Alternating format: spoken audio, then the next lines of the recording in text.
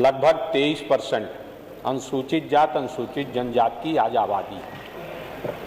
2021 में जनगणना नहीं हुई, अन्यथा संवैधानिक बाध्यता के आधार पर उस प्रपोर्शन को हमें पूरा करना होगा। मान्यवर, अनुसूचित जात अनुसूचित जनजाति को उचित भागीदारी मिल सके संख्या के अनुपात में, इसीलिए जो हमारा बजट का बनता है, जो बजट है वो समाज कल्याण के उस अनुदान संख्या से जाता है जिससे हर विभाग का रेशियो पूरा हो सके।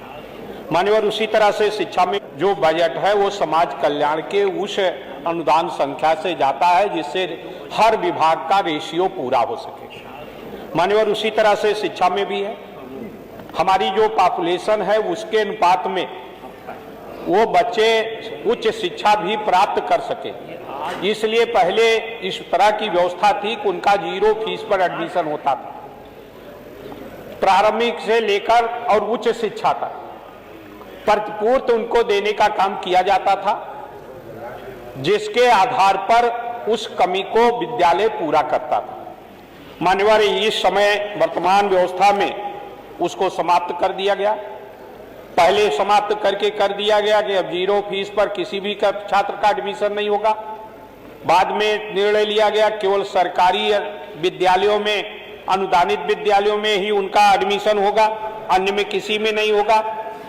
तो निश्चित रूप से ये बहुत ही गंभीर विषय है, और जिसके कारण अभी हमारे साथी श्री राजेंद्र चौधरी जी कह रहे थे और उन्होंने आंकड़ा दिया कि जहां पहले 25% शिक्षा प्राप्त कर रहे थे अनुसूचित जाति के छात्र छात्राएं, अब उसकी जगह पर 10% और 9% बचे हैं उच्च शिक्षा में।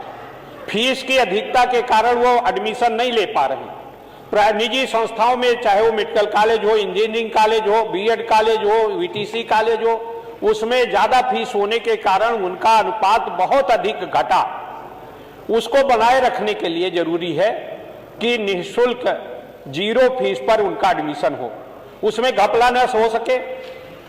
मान्यवर, अभी तमाम ऐसी योजनाएं हैं जिसमें उनको कार्ड मिला है, जैसे आयुष्मान भारत का कार्ड है। आपका आयुष्मान भारत कार्ड लेते हैं, जिस अस्पताल में एडमिट होते हैं वहां उसका एक्टिवेट होता है, उस कोर्स के आधार पर पैसा अपने आप आ जाता है कि उस इलाज में कितनी दवा लगेगी, पैसा आ जाता है। उसी तरह से इसमें भी बनाया जा सकता है। अगर हम ये महसूस करते हैं कि विद्यालय या कहीं ज्यादा छात्र दिखा देंगे, तो उस आधार पर आप इस तरह की कार्ड की व्यवस्था कर सकते हैं, और वो जहां भी जिस विद्यालय में एडमिशन लेगा वहां उसका एक्टिवेट होगा, और उस एक्टिवेट के तहत उसकी निर्धारित फीस वहां पर आ जाएगी, उसका प्रवेश हो जाएगा, कोई उससे पैसा नहीं लगेगा। ये हमारी संवैधानिक बाध्यता है मान्यवर। इसलिए मैं आपके माध्यम से निवेदन करना चाहता हूं, ये बहुत महत्वपूर्ण विषय है, और उत्तर प्रदेश में 23% से अधिक अनुसूचित जात अनुसूचित जाति की आबादी है। अगर जनगणना होगा तो स्पष्ट हो जाएगा। बिहार में 16 थी, अब 20 हो गया। यहां भी अगर पहले 21 पॉइंट कुछ था, तो निश्चित रूप से अब फिर से जनगणना में ये 23 से ऊपर आएगा, और उनकी भागीदारी शिक्षण संस्थाओं में उनका एडमिशन उसके सापेक्ष नहीं हो पा रहा। इसलिए मैं आपके माध्यम से चाहूंगा कि ये बहुत ही महत्वपूर्ण विषय है।